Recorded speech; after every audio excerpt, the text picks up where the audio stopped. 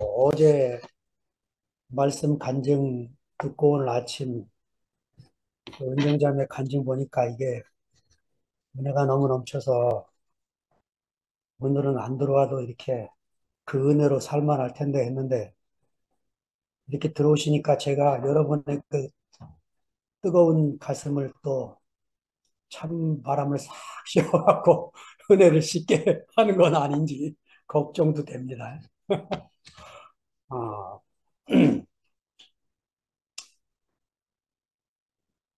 2024년 3월 12일 화요일 말씀 마가복음 34강을 시작을 하겠습니다. 요새 이제 정치 계절이 다가왔습니다.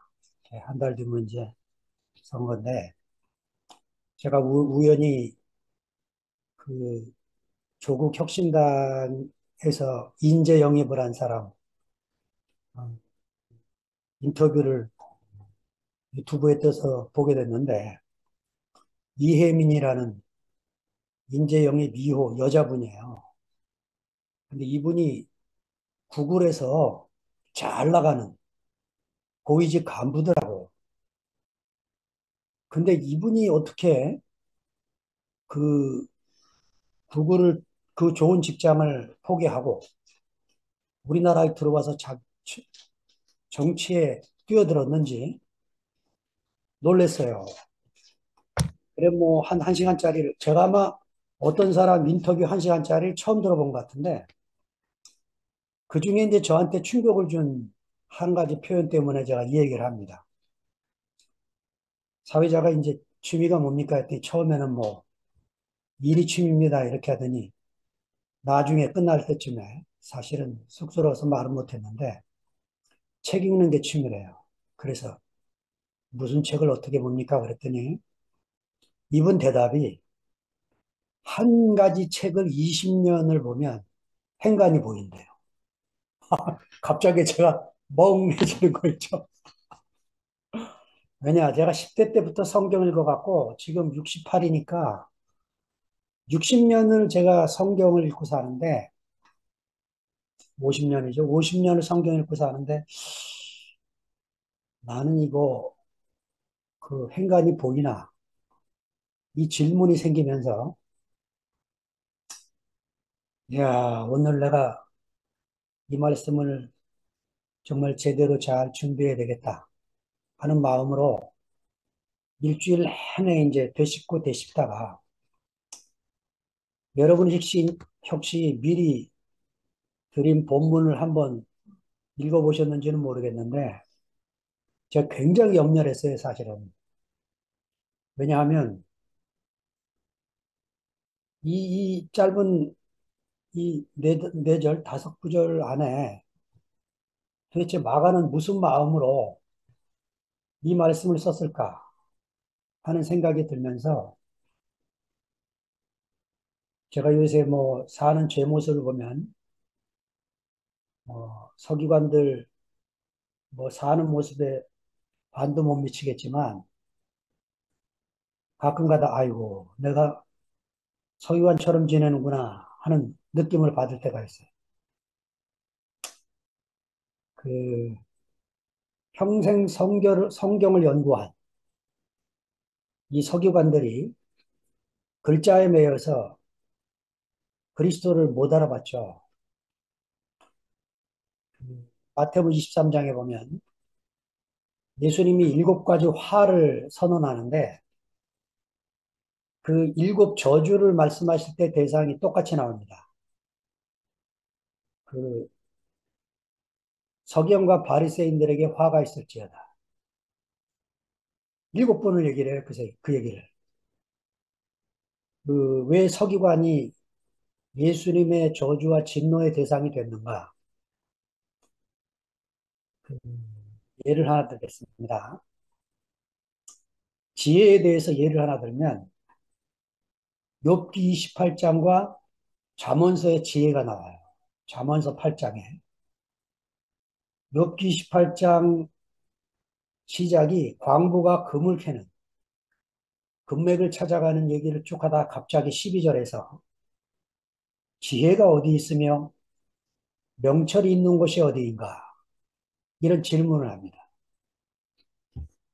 똑같이 잠언 8장에도 시작을 이렇게 합니다. 지혜가 부르지 아니하느냐?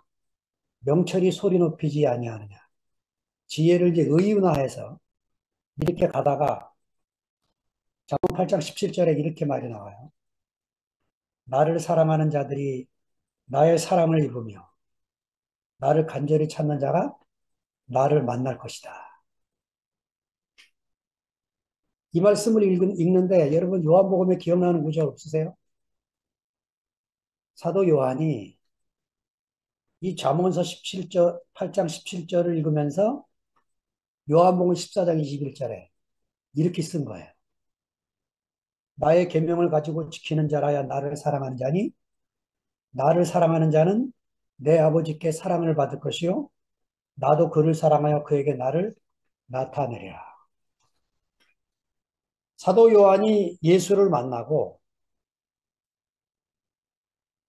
회당 가서 잠언서 8장 17절을 듣다가 아, 저 말씀이구나 하고 요한복음서를 쓸 때 그 말을 인용한 게 요한복음 14장 21절입니다.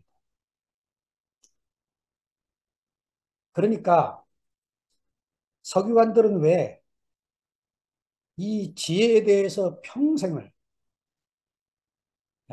사실은 뭐 예수님 시대에도 이 서기관들이 있지 않았겠습니까? 그들 중에 예수를 본 사람도 있겠죠. 그런데 예수님이 이 서기관들 중에 어느 누구도 제자로 삼지 않으셨어요. 왜냐?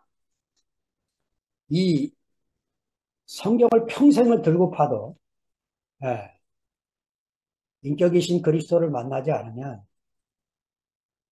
성경 문자에 매여서 예, 예수가 알아보지 못하는 그런 일이 벌어지고 있었던 거죠.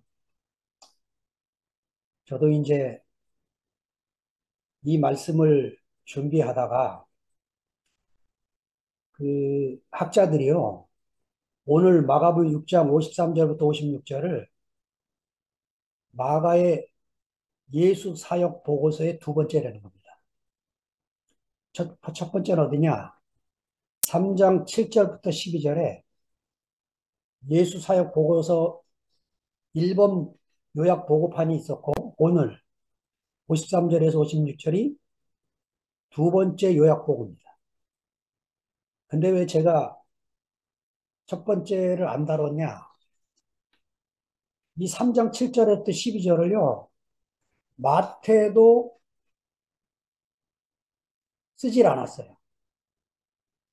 그러니까 마가는 너무 중요해서 이 말씀을 기록을 했는데 마태는 생략을 해버렸어요. 누가도 마찬가지고 요한도 마찬가지고 복음서 중 어느 기자들도 3장 7절부터 12절에 있는 첫 번째 예수의 사역의 요약판을 인용한 사람이 없습니다. 저도 17강을 하면서 12 제자를 부르신 예수님의 서론 부분으로 살짝 지나갔어요. 그런데 오늘 이 6장 53절부터 56절은 마태가 인용을 하고 있어요. 그래서 이거를 슬쩍 지나갈 본문이 아니라고 여겨졌고 제가 말씀을 되씹고 되씹다가 나온 제목이 긍휼의 강에 넘쳐 흐르고 라는 제목으로 제가 말씀을 시작을 하려고 준비했습니다. 자, 마가복음 6장 53절부터 56절을 제가 읽습니다. 건너가 게네사렛 땅에 이르러 대고 배에서 내리니 사람들이 곧 예수신 줄 알고 그 온 지방으로 달려 돌아다니며 예수께서 어디 계신다는 말을 듣는 대로 병든 자를 침상채로 메고 나오니 아무데나 예수께서 들어가시는 마을이나 도시나 촌에서 병자를 시장에 두고 예수의 옷가에라도 손을 대게 하시기를 간구하니 손을 대는 자는 다 성함을 얻으리라. 자, 이렇게 쓱 읽으면요. 예수님 가는 곳마다 병자들이 우글거리는 모습이 보이지 않습니까? 예. 그 조선 땅에 처음 온 선교사들의 보고서에 보면요. 우리나라 땅에 그 19세기 말 20세기 초에 살고 있던 일제 식민지하에 살고 있던 우리 백성들이 옷은 흰색을 입었는데 빨래도 자주 못하고 머리도 못 감고 목욕도 자주 못하고 완전히 뭐 땡물에 쩔어들고 짐승처럼 보였대요, 처음에. 사람이 아니고. 아마 예수님이 가는 곳마다 환자들이 쭈르륵 나열되어 있는 응급실에 지금 사태가 지금 아마 그런 모양인데 이런 상황에 예수님의 모습을 지금 그리고 있습니다. 자, 여러분 지금 마가복음을 쓸 때는 예수님이 안 계시던 시절이죠. 네. 그러니까 마가는 지금요. 예수님이 십자가에 죽고 부활하시고 안 계셨을 때 예수의 일생을 처음으로 기록을 하는데 청명한 하늘이 사라져버린 땅. 네. 율법도 있고 서기관도 있고 랍비도 있고 성전도 있는데 하나님이 보이질 않아요. 그래서 백성들은 로마의 압박을 받으면서 굶주림의 땅으로 변해가고 있는 이 상황에 마가복음 6장 53절에서 56절을 두 번째 예수 사역의 요약 보고서로 쓰고 있는 것입니다. 본문에 저편으로가 없어요. 제가 문장을 매끄럽게 하기 위해서 집어넣은 겁니다. 저편으로 건너가 게네사렛 땅에 이르러 대고 배를 타고 저편으로 건너가니 요거는 마가가요. 깨달음의 세계로 예수님이 제자들을 이끌고 가는 광경을 마가만 쓰고 있는 독특한 문장 표현입니다. 예를 들면 4장 35절에 제자들에게 예수님이 저편으로 건너가자 하시고는 배를 타고 가시는데 폭풍을 만나게 되죠. 폭풍 속에 예수님은 주무시고 제자들은 폭풍과 싸우다가 우리가 죽게 된 것을 돌아보지 않습니까? 하고 주무시는 예수님을 깨우는 광경. 누가 누구를 깨워야 되느냐는 거죠. 5장 21절로 가보면 그 열둘의 세계로 배를 타고 저편으로 건너갔는데 해당장 야이로가 자기 딸을 고쳐달라고 엎드려서 빌고 빌자 예수님이 따라가는데 중간에 열두의 혈류병을 앓는 여자를 만나게 됐고 예수님의 옷 뒤로 돌아가서 몰래 옷자락에 손을 댔는데 자기 병이 낫게 됐고 누가 내 옷에 손을 댔느냐 하는 소리를 듣고 두려워서 예수님에게 고백을 할 때 예수님이 이 열두의 혈류병을 앓는 이 여인을 향해서 따라 내 병이 나았느니라 이렇게 선언을 하신 놀라운 광경.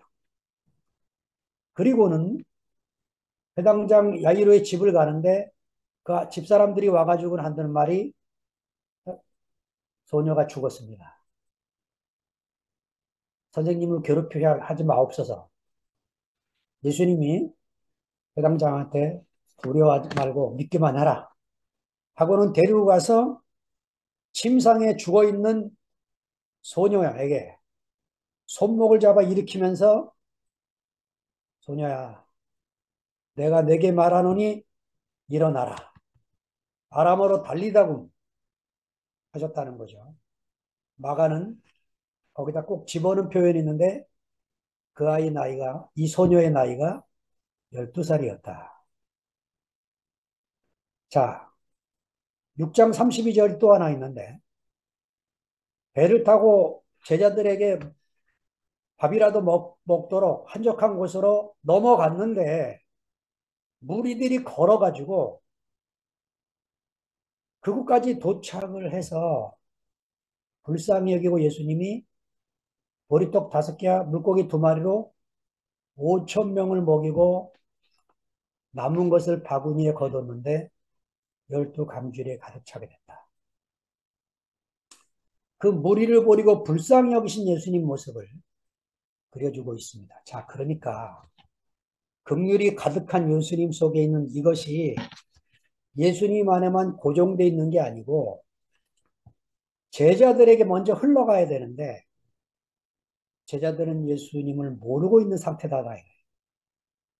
그래서 이 예수님이 자기 안에 가득 담고 있는 이 긍휼의 강이 어디로 흐르는지 마가가 지금 보여주려고 하는 겁니다.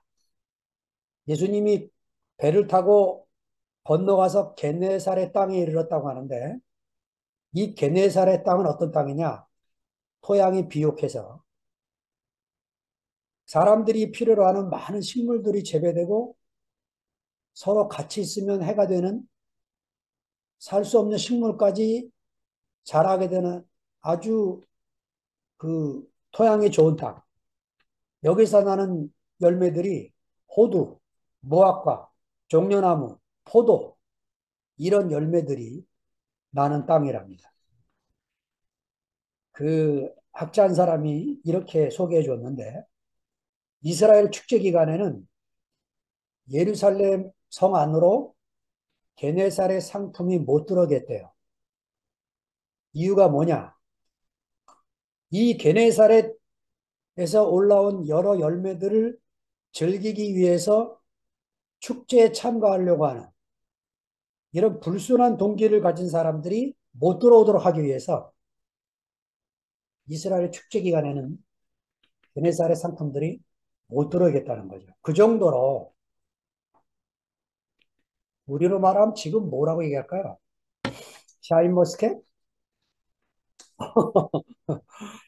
이 이름만 들어도 일본 사람들이 약이 올라하는 이런 열매들이 게네사렛 이 땅에서 나고 있었다는 거죠. 자, 마가가 왜 게네사렛에서는 말한지 아시겠죠? 예, 지금 이 병든 환자들이 쓰러져 있지만 이 땅은 그런 땅이 아니라는 땅이죠. 예수님이 도착한 이 땅은. 자, 배에서 내리니 사람들이 곧 예수신 줄을 알고 54절입니다. 곧 마가가 늘 즐겼어요. 41번이나 예수를 곧 알아봤대요. 배에서 내리자마자 게네사렛 사람들이 금방 예수를 알아봤다. 자, 이 알아본다는 히라보가 에그논테스. 요게 원형이요. 에피그논테스인데 에피기노스코예요. 여러분 이 단어 들어봤죠? 에피 띄고 기노스코 알다. 이 두 단어는 같은 뜻을 가지고 있는 단어입니다. 알다. 히브리어 야다와 똑같은 단어인데 아담이 하와를 알았다. 이게 동침했다라는 말의 의미의 야다입니다.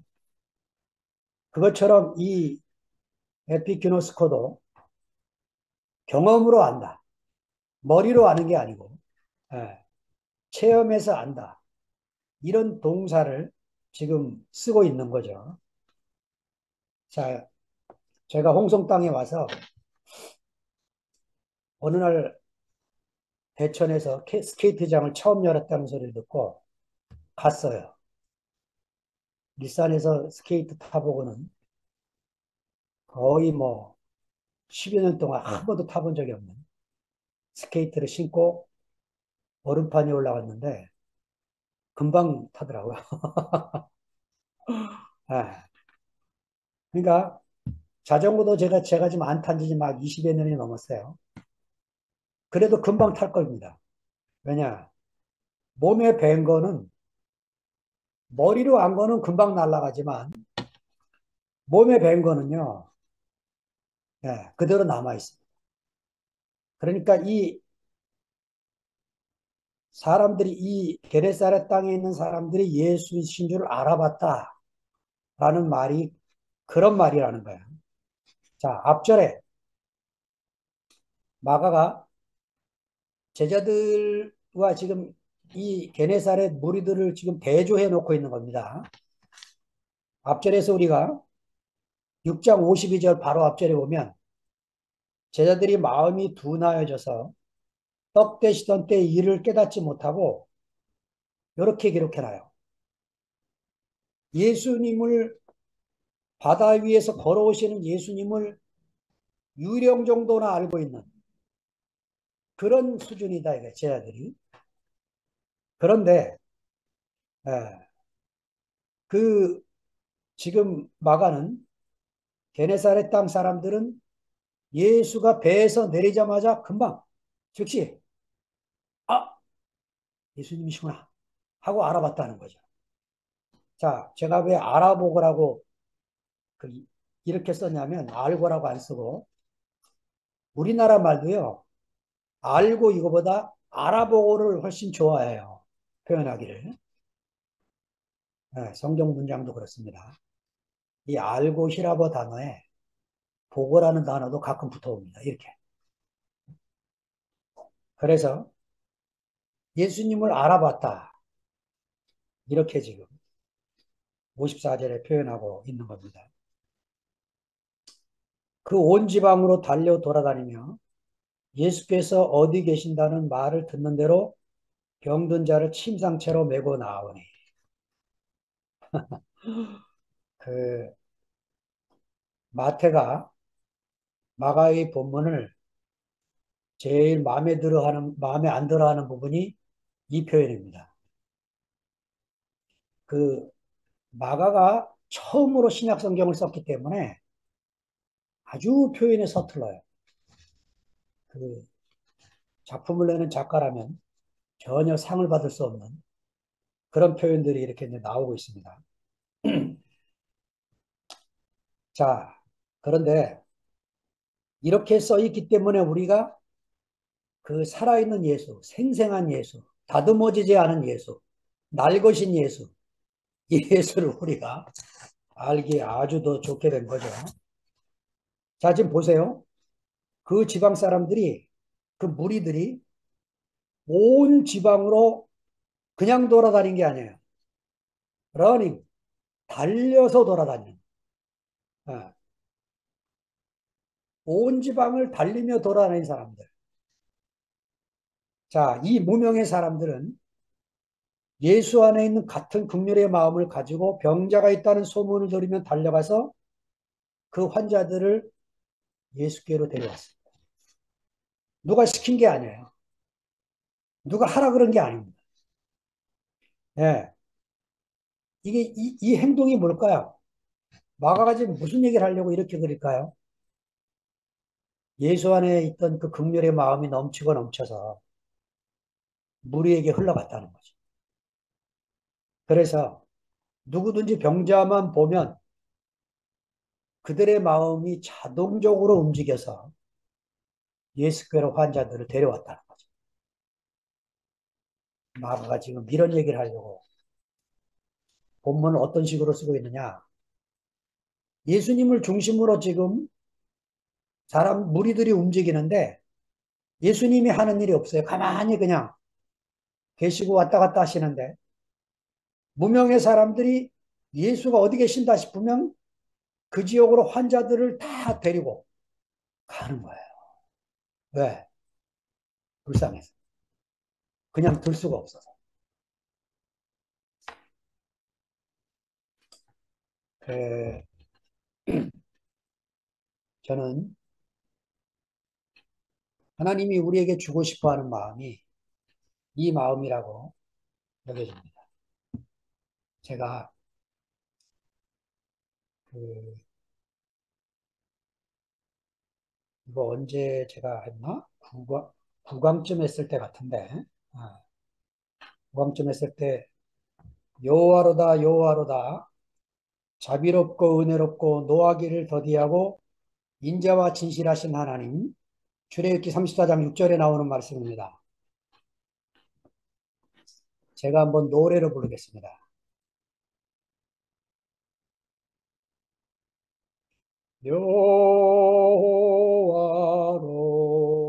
여호와로다 여호와로다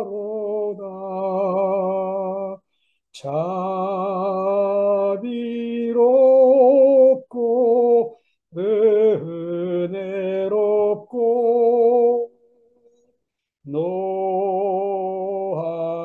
노하기를 더디하고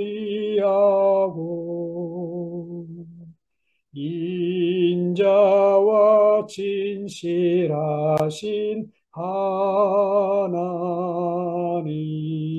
한 번 더 하겠습니다. 여호와로다 여호와로다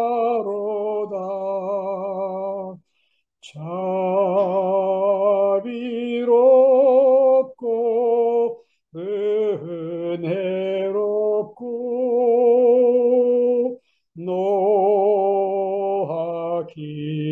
노하기를 더디하고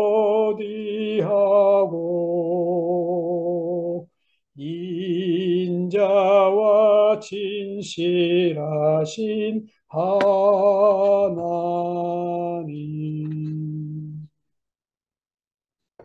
제가 찬송가 481장을 개사를 해서 불렀습니다.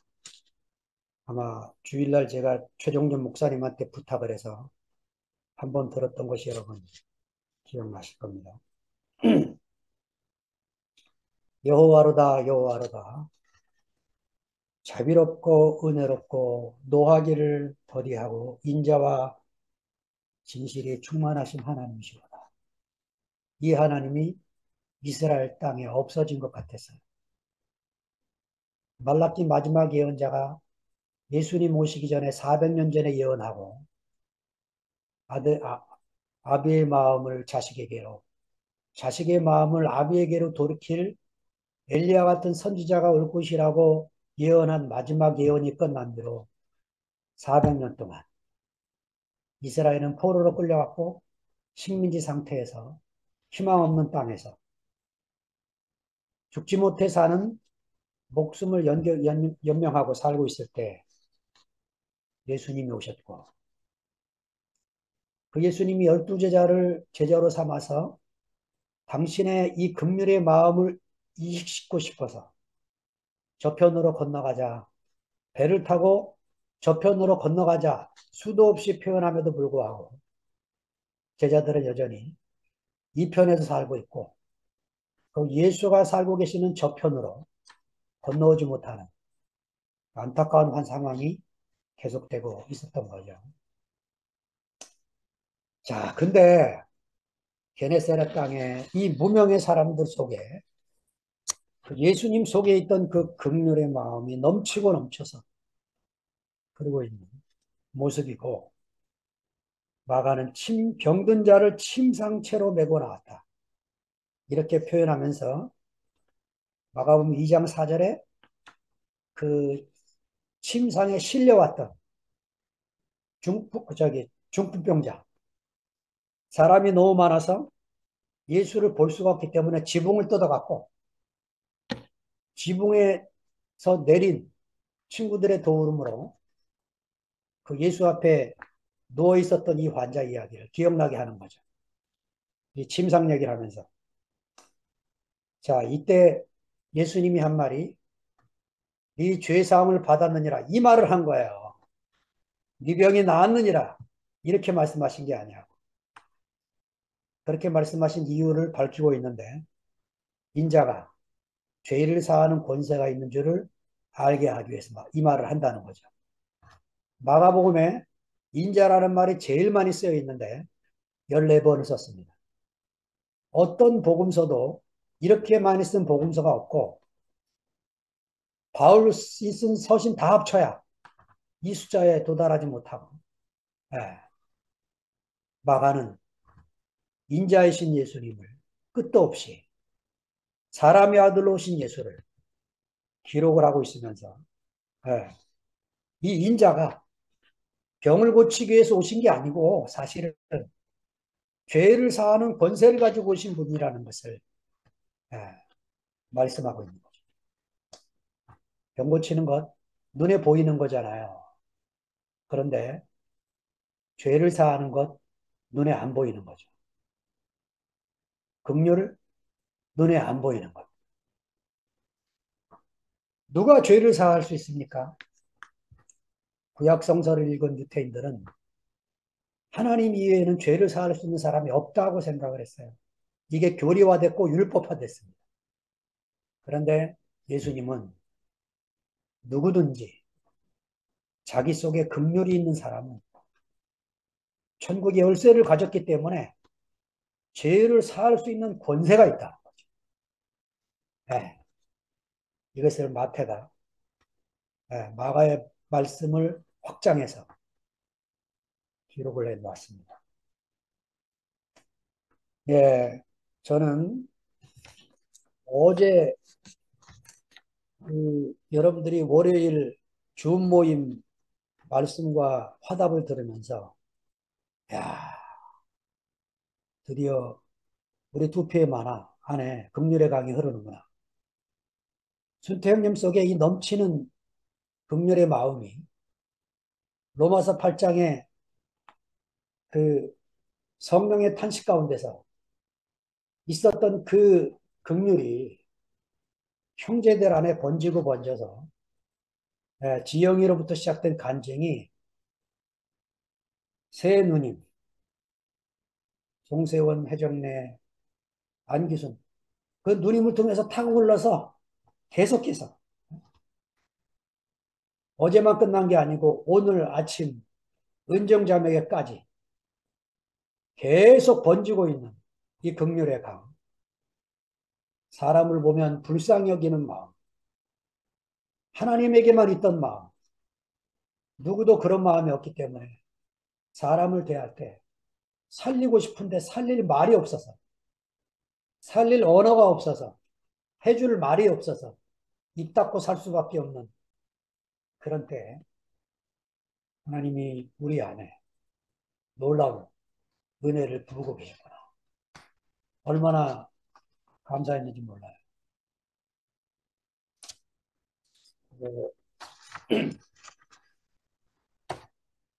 56장, 56절 마지막 절로 넘어갑니다. 아무데나 예수께서 들어가시는 마을이나 도시나 촌에서 병든 자를 시장에 두고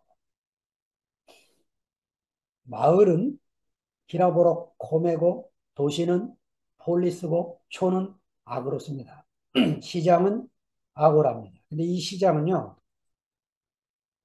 우리가 생각하는 그런 시장이 아니고 마을 어귀에 있는 넓은 광장을 말해요. 근데 여기에 주로 법정이 생기기도 하고 공공기관이 오기도 하고 상거래나 교제하는 장소가 되기도 하고 그런 장소입니다. 마가는요, 이 본문을 제가 볼 때는 지금 네 절로 요약되는 건데 마지막 56절을 둘로 잘라야 돼요. 다섯 구절로 나눠야 되고 마태복음은 14장 33절에서 36절 세 절로 요약했죠. 요약하면서 56절 A를 아예 날려버립니다. 제가 이제 마태가 어떻게 요약을 했나 보여드릴게요. 히라보 문장을 몰라도 우리가 알 수 있습니다. 자, 재밌게 한번 더듬어 가봅시다. 마태가 지금요, 마가복음 6장 53절을 이렇게 읽었습니다. 저편으로 건너가 게네사렛 땅에 이르러 대고 문장이 좀 꽤 매끄럽지가 않아요. 그래서 대고를 날립니다. 그리고는 저희가 주어를 써요. 저희가 건너가 나사렛 땅에 이르러. 예, 이게 53절입니다. 그 다음에 54절로 넘어가서 배에서 내린 을 날려버려요. 이거 쓸 필요가 없다고 생각했어요. 배에서 내린 이를 없애버리고 그곳 사람들이 그곳을 집어넣어. 그곳 사람들이 곧 예수신 줄을 알고 이렇게 문장을 몇 개롭게 만들고 55자 55절이 제일 마음에 안 들어요. 그래서 그 온 지방으로 달려 돌아다니며를 싹 없애버리고 두루 통지하여 이렇게 고치고 예수께서 어디 계신다는 말을 듣는 대로 병든 자를 침상처럼 메고 나오니 다 날려버리고 병든 자를 요거 하나만 남겨서 병든 자를 예수께 데리고 와서 이렇게 고칩니다. 그리고 다 없애버려요.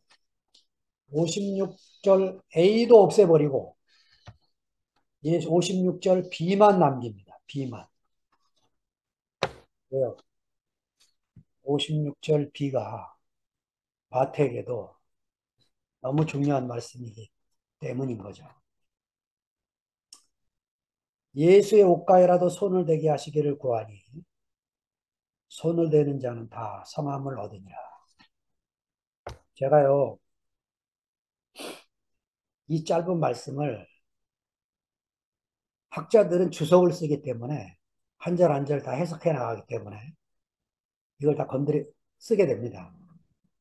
한국 강단에서 설교하는 설교자들이 이 본문을 갖고 설교하는 사람들이 누가 있을까? 충남 도서관을 제가 두세 번을 가서 뒤지기 시작을 했는데 강해 설교자들이요. 마태복음 복음부터 시작을 하니까 마가복음을 하려니까 싱거워서 마가복음 강해가 거의 없고 마가복음 강을 해도 이 부분을 다루는 분들이 거의 없습니다. 건질 게 없어요. 건질 게. 강해 설교를 하려고 그러면. 근데 고맙게도 제가 이제 그 도올 김용옥 쓴 마가복음을 제가 전에 다 읽었는데 오늘 가서 다시 이 부분을 찾아보니까 역시 그 한 장으로 두 페이지로 그냥 요약을 간단하게 했어요. 건질 게 없는 거죠. 그래서 제가 어, 도올 김용옥 선생님이 설교하는 강의하는 동굴교회 예배실을 유튜브로 찾아 들어가니까 야 전에는 그냥 오픈해 놨더니 어떤 사람 하나가 요거를 이제 판매를 해서 동굴교회 이 강의 전체를 다 들으려면 매달 3만 원씩 내라. 이렇게 닫아놨어요. 매달 3만 원씩 내면서 제가 들을 강의는 아닌 것 같아서 못 들었습니다. 근데 한 분이 이 본문을 제대로 다뤘어요. 여러분과 제가 잘 아는 이열래 목사님. 우리 목사님 놀라운 분이세요. 그, 요 본문을 앞에 본문과 쭉 연결하면서 우리 목사님의 그 탁월한 그 어법으로 이거를 살려냅니다. 자, 이렇게 살려내세요.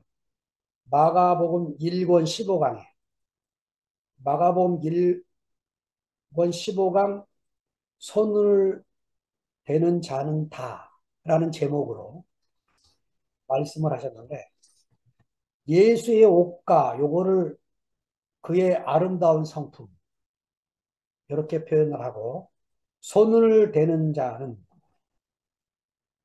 어떻게 표현하냐면 그의 성품에 접촉된 자로 표현합니다. 그래서 목사님이 교회 생활은 그 향기로운 옷자락을 만지며 사는 생활이다. 얼마나 아름다운 표현입니까? 우리 인생이 고침을 받으려면 향기로운 인품을 만지는 것이 중요하다. 얼마나 아멘입니까? 네. 우리가 교회 앉은 자리에서 점점 익어가는 것이 교회 생활이다. 네. 얼마나 탁월하십니까? 예. 군더더기 없이 마가가 전하려고 하는 이 놀라운 핵심을 놓치지 않으시고 말씀을 해 주셨어요. 예. 그 손을 대는 자는 다 성함을 얻으니라. 여기에 그 빼놓지 말아야 될 게 있어요. 그 앞에 간구와 옥가에라도 요거를 먼저 설명을 해야겠군요. 간구하니 파레칼로는 미알료 농동태인데 그냥 간략하게 썼는데 저도 이제 히브리어를 놓고 산지 오래돼서 히라보를 놓고 산지 오래돼서 이 히라보 동사 형태를 제가 많이 잊어버렸는데 그 영어와 히라보의 차이가 뭐냐면 영어는 시제가 중요해요. 우리나라는 시제가 중요하지 않습니다. 그런데 히라보 동사는 시제보다 동작이 중요해요. 동작. 그래서 미완료 태로 쓰는 경우는 동작이 끝나지 않은 상태를 표현할 때 쓰는데 마가가 이런 표현을 자주 씁니다. 그래서 여기 손을 대는 자는 요 표현에요. 요 안에 제가 히라보 문장을 못 집어넣는데 칸이라는 단어가 들어가요. 칸. 영어로 even. 우리말로 표현하면 이런 거예요. 단지 손을 대기만 했는데 다 성함을 얻으니라. 이런 표현입니다. 무슨 말인가요? 예수님이 한 일이 아무것도 없는데 이 환자들을 불쌍히 여긴 이름 없는 무명의 사람들의 갈망으로 이 환자들이 예수님의 이 옷가가 뭐냐면요. 옷술입니다. 옷술. 유대인 남자들이 입고 있는 찌치트. 네 군데니까 손목 두 개와 바지 밑에 옷술을 만들어서 입게 했어요. 예수님도 입었을 겁니다. 민수기 15장과 신명기 22장에 보면 왜 이걸 달게 했냐면 하나님의 계명을 기억하고 준행하도록 하게 하기 위해서 방종하는 마음과 눈의 정욕을 따르지 않도록 달게 했어요. 그 술을 보면 아이고 내가 눈의 정욕을 따르면 안 되지. 마음의 방종을 내버려 두면 안 되지. 이런 마음을 갖도록. 근데 이렇게 율법이 법으로 지어지면 어떤 일이 벌어지느냐. 세월이 지나서 예수님 시대까지 오니까 어떤 일이 벌어졌느냐. 경건한 스승들, 경건한 바리새인들, 랍비들은 이 수술이 커지기 시작을 했어요. 그래서 과시용으로 청실 백실로 짠 찌찌들을 옷깃에 크게 붙입니다. 네. 구약의 하나님도 참 딱하세요. 왜냐? 이스라엘을 성경 말씀을 지키고 살긴 해야겠는데 그들에게 성령이 계시지 않으니까 할 수 있는 방법은 눈에 보이게 하는 무엇을 자꾸 지시하는 거죠. 예를 들면 나시린을 이렇게 지시합니다. 나시린은 머리를 털을 깎지 말고 예, 포도주를 입에 대지 못하고 죽은 자의 시체를 못 만지게 하고 부모의 장례식이라도 만지면 안 되고. 자, 그래서 이스라엘 사회 한복판에 나시린들이 지나갈 때마다 하나님을 기억하도록, 하나님을 기억나도록 그렇게 했던 거죠. 왜 성령이 오신지 아시죠? 왜 성령이 어저께도 영식 형님 통곡하듯이 표현하시는데 우리 작년 봄 집회 했나요? 봄 집회 때 우리 목사님이 표현하기를 영식이는 종교로 돌아갔군. 종교라는 말이 뭐냐? 성령을 얘기하면 종교예요, 성령. 아이고. 여러분, 지금 우리가 이렇게 매일 저녁 형제들이 무슨 간증하나, 무슨 말씀하나, 궁금해서 못 견디게 만드는 게 뭔지 아세요? 성령의 탄식이고 성령의 역사입니다. 성령의 강력한 능력이 아니면 우리를 지금도 이렇게 하나로 묶을 수가 없어요. 그동안 우리가 얼마나 탄식하며 살았습니까? 그 탄식이 내 탄식인 줄 알았더니 성령의 탄식인 줄을 어제 우리가 순태형님 말씀을 통해서 알게 됐어요. 야, 저는 오늘 이 마가가 쓰는 이 부분을 보면서 예수님의 사역이 점점 고조되고 있는 것을 마가가 보여주기 위해서 두 번째 요약본을 이렇게 쓰고 있구나 하는 것을 보게 됐고, 여러분들 속에, 우리 형님들 속에 있는 그 긍휼의 강물이 제게도 흘러와서 홍성 땅에 사는 우리 작은 지체에게도, 예, 이, 이 질병 환자들의 이름, 여기 환자 병명도 안 나오고 있는 수많은 환자들, 마가가 뭘 표현하고 있는 걸까요? 예, 예수님이 오셨을 때 완전히 이스라엘 전체가 다 환자들이었다. 아, 그러니까 제가 돌이켜볼 때 그래요. 그 한국교회가 부흥하기 시작한 게 1970년부터입니다. 겁나게 부흥을 시작을 했어요. 제가 75년도에 신학교를 들어갔어요.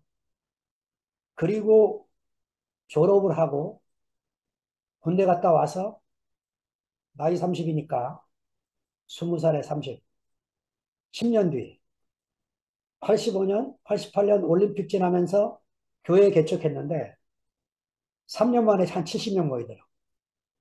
교회가 계속 부흥하는 거예요. 개척교회만 세우면 부흥하는 거죠. 그런데 어느 날부터 교회가 내리막길을 걷기 시작했어요. 지금은 어떻게 됐느냐? 젊은 사람들이 교회를 다 떠났어요. 네. 코로나를 지나면서 다시는 돌아오지 않아요. 다시는 돌아오지 않는 이 젊은이들을 우리가 고민하고 기도하면서 살지 않으면 안 되는 그런 시간에 와 있습니다. 어제 말씀을 듣는데 김태영 님이 이수진 어머님 글을 이야기했고 저도 읽었습니다. 얼마나 은혜가 되는지. 이수진 어머님이 돌아가시 전에 서울교회 나오실 때 예, 그 석교 아버님하고 홍성 땅을 들리셨어요. 지금 돌이켜보니까 이 어머니 아버님이 혹시 홍성에 살만한 데가 있나 하고 오신 것 같아요. 근데 저나 제 아내를 보니까 아이고 서울에서도 못 살겠고 홍성에서도 못 살겠구나 대구로 가자 이러신 것 같아요. 야, 이수진 어머님이 그 뒤에 저에게 문자를 보내셨어요. 그때 저는 칠흑 같은 어둠 속에서 사탄의 송사를 받으며 살고 있던 시절이었습니다. 이수진 어머님이 양 목사님 하나님이 반드시 목사님을 다시 세우셔서 우리 교회에서 귀한 사람으로 쓰실 겁니다. 저는 그날이 기다려집니다. 저는 사실은요, 이수진 어머님 메시지를 잊어버렸어요.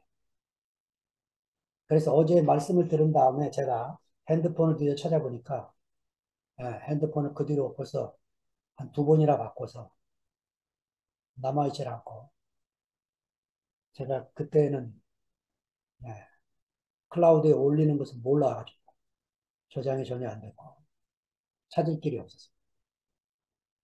그 이런 어머님 같은 분이 육신은 돌아가셨지만 우리 가슴에 영원한 말씀을 남기셔서 우리와 함께 살고 계신다는 게 얼마나 놀랍고 감사한 일인지. 제가 오늘 두 가지 질문을 마지막으로 썼는데요. 왜 유대 성서와 기독교 성서는 구약 성경은 다른 순서로 편집되었나? 여러분, 카톨릭 성경과 그 개신교 성경은 구약이 카톨릭 성경이 14권이 더 붙어 있지 그 순서가 비슷합니다. 그런데 유태인 성경, 유태인은 구약 성경뿐이니까 이 사람들이 말하는 그 타나크, 유대인의 타나크와 우리의 구약 성경과 비교해 보면요. 순서가 달라졌어요. 그런데 사실은 누가복음 24장 44절에 예수님이 하시는 표현을 보니까 예수님이 읽었던 septuagin트 70인역은 똑같아 보였던 것 같아요. 44절에 예수님, 부활하신 예수님이 이렇게 말씀하십니다. 44절에 또 이르시되 내가 너희와 함께 있을 때 너희에게 말한 바 곧 모세 율법과 선지자의 글과 시편의 나를 가리켜 기록한 모든 것이 이루어져야 한 말이 이것이라. 여기 모세 율법, 토라죠. 선지자의 글, 네비임이죠. 시편, 케투빈입니다. 그러니까 예수님 시대에도 유대 성서가 개신교 회당 안에서 그대로 구약 성경이 읽혀지고 있었던 거예요. 네. 그런데 이 순서가 지금은 완전히 달라졌습니다. 어떻게 달라졌느냐? 토라, 율법서하고 모세오경은 같습니다. 자, 예언서가 해체됐는데 이 유태인의 네비임 예언서 안에는요. 여호수아, 사사기, 사무엘 상하가 사무엘로 묶였어요. 유대교는. 열왕기 상하가 열왕기서로 묶여 있습니다. 예. 그 다음에 이사야, 예레미야, 에스겔 이 대예언서하고 그 다음에 12소선지서 호세아서 말라기서까지가 다 예언서 안에 묶여 있습니다. 그리고 나머지 시편, 잠언, 욥기, 아가서, 룻기, 애가, 전도서, 에스더서까지 그리고 마지막 다니엘, 에스라, 느헤미야는 한 권으로 되어 있습니다. 역대기도 한 권으로 되어 있어요. 이게 다 성문서로 묶여 있습니다. 자, 초대교회가 4세기에서 5세기를 지나면서 이 순서가 뒤집어지기 시작을 합니다. 사본들이 발견이 되는데 사본들 속에서 점점 순서가 바뀌고 모세오경 다음에 역사서가 나와요. 여호수아부터 에스더서까지가 역사서로 편집이 되고 유대성서의 예언서가 해체가 되는 거죠. 그 다음에 지혜서에 욥기부터 아가서까지가 지혜서로 편집이 됩니다. 그리고 예언서에 대예언, 이사야, 예레미야, 에스겔이 들어가고 소선지서, 호세아, 말라기서 12권이 예언서에 들어갑니다. 이렇게 바뀐 이유가 뭔지 아시겠죠? 네. 유태인들은 메시아가 아직도 안 왔어요. 그래서 그 구약 성서를 그대로 읽어도 아무 불편함이 없습니다. 이렇게 읽어가는 거죠.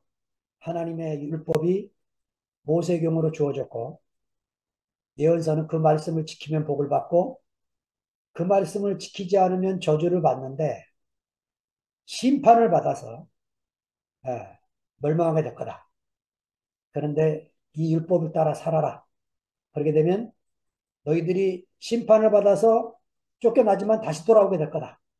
이런 약속과 심판과 약속이 담겨 있는 게 예언서입니다. 성문서는 뭐냐? 그 말씀대로 율법을 따라 생활을 해라. 찬양과 노래와 감사를 하고 그 교훈을 따라 자녀들에게 들려주고 자녀 교육을 이렇게 하고 잠언서에 있는 것처럼 욥기서에 있는 것처럼 고난을 겪었을 때 낙심하지 말고 이런 성문서 이야기를 썼습니다. 이건 평안할 때 하는 얘기죠. 그런데 예수를 메시아로 믿고 있는 초대교회 성도들이 구약의 이 말씀을 읽으면서 불편해진 거예요. 그래서 4세기부터 발견되는 사본들이 이렇게 바뀌기 시작합니다. 그래서 5세기 때에는 거의 이렇게 나눠지고 점점 바뀌어져서 지금 우리가 편집되어 있는 상태로 모세오경, 역사서, 지혜서, 예언서로 나누어졌습니다. 이유는 단 하나밖에 없어요. 부활, 부활 승천하시고 다시 오시는 예수님을 기다리는데 이렇게 읽어야 맞다는 것입니다. 자, 그래서 제가 두 번째 제 의견이 떠오르게 됐어요. 마태복음보다 마가복음이 앞서와야 한다는 것입니다. 이유가 뭐냐? 여러분, 마태복음이 앞에 오고 마가가 뒤에 두은 이유는 130년경의 파피아스와 397년에 어거스틴 때문에 이렇게 됐어요. 파피아스가 130년에 이 사람이 히에라폴리스, 골로세, 지금의 터키 지방, 히에라폴리스 감독으로 있으면서 브리기아 지방입니다.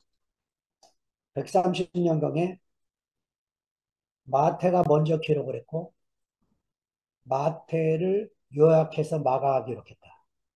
이렇게 썼고 히포의 주교였던 어거스틴도 397년에 마가는 마태 요약본이다. 이렇게 이제 기록을 해서 그게 정설이 여러분 어거스틴의 영향력은 대단히 큽니다. 원죄라는 이 가설을 확립시킨 게 어거스틴이고 지금까지 캐톨릭뿐만 아니고 기독교 안에서 왕성하게 살아있는 이 원죄설 이것이 어거스틴 노력에서 정리가 된 겁니다. 대단한 사람입니다. 그런데 1836년에 크레드너라고 하는 학자가 두 자료서를 발표했어요. 이건 몰라도 되시고 그 안에 우리가 알아야 될 중요한 얘기 마가우선설 마가가 먼저 기록을 했고 마태가 그 다음에 기록을 했고 그 다음에 누가가 기록을 했고 마지막에 요한이 썼다. 이 서를 제일 먼저 발표했고 150년간 학자들이 끊임없이 토론을 벌여서 지금은 보수교회까지 거의 정설로 받아들이는 그런 때가 됐음에도 불구하고 마태와 마가 누가 여러분 지금 메시지 성경을 우리가 읽고 있는데 이거요 2015년 12년부터 이분이 10년 동안 자세히 좀 더 봐야겠는데 대단한 역작을 남겼음에도 불구하고 이 순서를 뒤집을 용기가 생기지 않는 거예요. 왜 이걸 뒤집어야 된다고 제가 확신하냐면 마태복음을 먼저 읽으면 마가복음이 요약본처럼 보여서 싱거워요. 제대로 못 읽게 됩니다. 이 순서를 뒤집어서 마가복음부터 읽고 마태복음을 읽어야 이야 마가가 정말 비록 문법적으로 매끄럽지 못하고 문장이 그냥 날 것 그대로 생생함 그대로 놔서 수려하고 아름다운 문장은 아닐지라도 그 2000년 전에 유대 땅 팔레스타인 땅을 걸어 다녔던 그 예수님의 모습 마가의 기록의 특징이 뭔지 아십니까? 길 위에 서신 예수예요. 늘 길 위에 서서 사람을 만나고 길 위에서 어? 이적을 행하기 위해서 누군가의 인도를 갖고 사람을 만나고 환자를 만나고 이런 일이 벌어지는 게 마가복음의 특징입니다. 그래서 마가복음을 먼저 읽고 마태를 읽어야 신약 성서가 주려고 하는 이 생생한 말씀을 우리가 제대로 누리게 되고 제가 여러분 덕분에 마가복음을 제대로 읽게 되는 행운을 지금 누리고 살고 있습니다. 감사합니다. 길게 해서 죄송합니다. 아멘.